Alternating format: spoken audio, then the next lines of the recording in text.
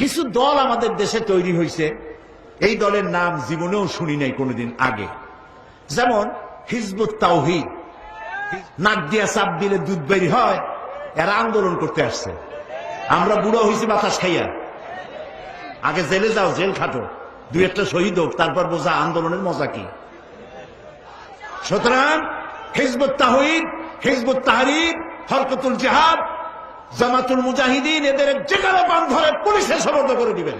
সেই জন্য আপনারা আপনাদের যুবক সন্তানদেরকে ঠেকাবেন, অতি উৎসাহী হয়ে যেন এই সমস্ত খারাপ সংগঠনের সাথে মিলে গিয়ে দেশের সর্বনাশ না করে, এই শান্তিপূর্ণ পরিবেশকে যাতে সর্বনাশ না করতে পারে, সকলের চোখ সেই জন্য উন্মুখ হয়ে থাকতে হবে। কিছু দল আমাদের দেশে তৈরি হয়েছে, এই দলের নাম জীবনেও শুনি নাই কোনোদিন আগে। যেমন জামাতুল মুজাহিদিন, তারপরে কুতকুতুল জিহাদ, কি নাম? হরকতুল জিহাদ, তারপর লাদেন বাহিনী, তালেবান বাহিনী, হিজবুত তাওহীদ, হিজবুত তাহরীর, পত্রিকার নামগুলি দেখতেছেন না? এই সব নামের সাথে আমার জনগণ, এই দেশের জনগণ কোনো কালেও পরিচিত নয়। এদেরকে আমরা চিনি না, এদের বাপেরও চিনি না, মায়েরও চিনি না, এদের গোষ্ঠী চিনি না। এরা ইসলামী আন্দোলন নয়, এরা এসেছে এই দেশে, এরা তৈরি হয়েছে ইসলামের পরিবেশকে, মুসলমানদের পরিবেশকে নষ্ট করে দেওয়ার জন্য। প্রিয় ভাই সব, বিভিন্ন জায়গায় মাথায় পাগড়ি বাঁধিয়া, বড় বড় জামা গায়ে দিয়া, এত বড় বড় মেসওয়াক, তারপরে বোমা বানায়, এগুলো আবার পুলিশ যায় ধরে। তারপরে পত্রিকা আসে জামাতুল মুজাহিদিন ধরা পড়ছে। তাহলে আমাদের দেশটাকে একটা সন্ত্রাসী দেশ বানানো হলো তাদের উদ্দেশ্য, ঠিক কিনা? আমাদের দেশে কোনো সন্ত্রাসী নাই, আর কোন গোপন আন্দোলনে ইসলাম বিশ্বাস করে না। সরকার প্রধান এর পক্ষ থেকে কোনো অর্ডার আসার আগ পর্যন্ত জিহাদের প্রস্তুতি নেওয়া জায়েজ নাই।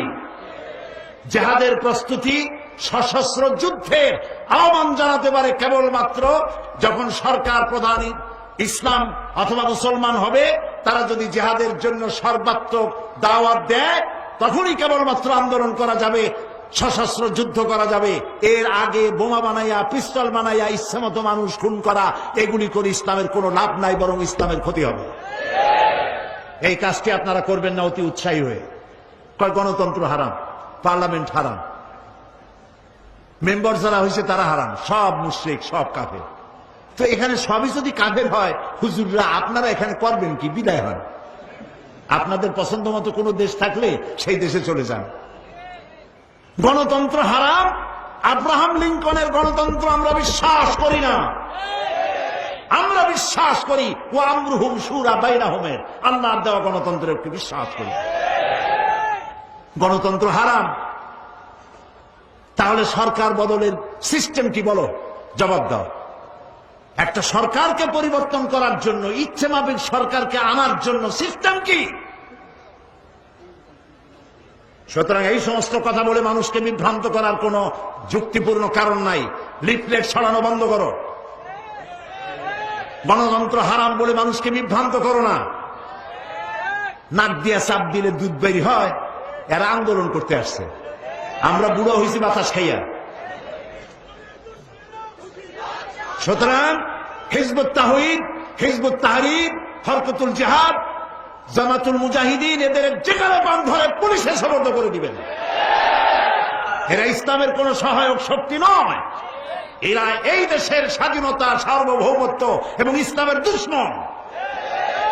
ওরা গণতন্ত্র হারাম বলে ইসলাম নিয়ে আসছে। হাতিগোড়া গেল তল, ছাগলে কয় কত জল। আগে জেলে যাও, জেল খাটো, দুই একটা শহীদ হোক, তারপর বোঝা আন্দোলনের মজা কি। এত সহজ না। সেই জন্য আপনারা আপনাদের যুবক সন্তানদেরকে ঠেকাবেন, অতি উৎসাহী হয়ে যেন এই সমস্ত খারাপ সংগঠনের সাথে মিলে গিয়ে দেশের সর্বনাশ না করে, এই শান্তিপূর্ণ পরিবেশকে যাতে সর্বনাশ না করতে পারে, সকলের চোখ সেই জন্য উন্মুখ হয়ে থাকতে হবে।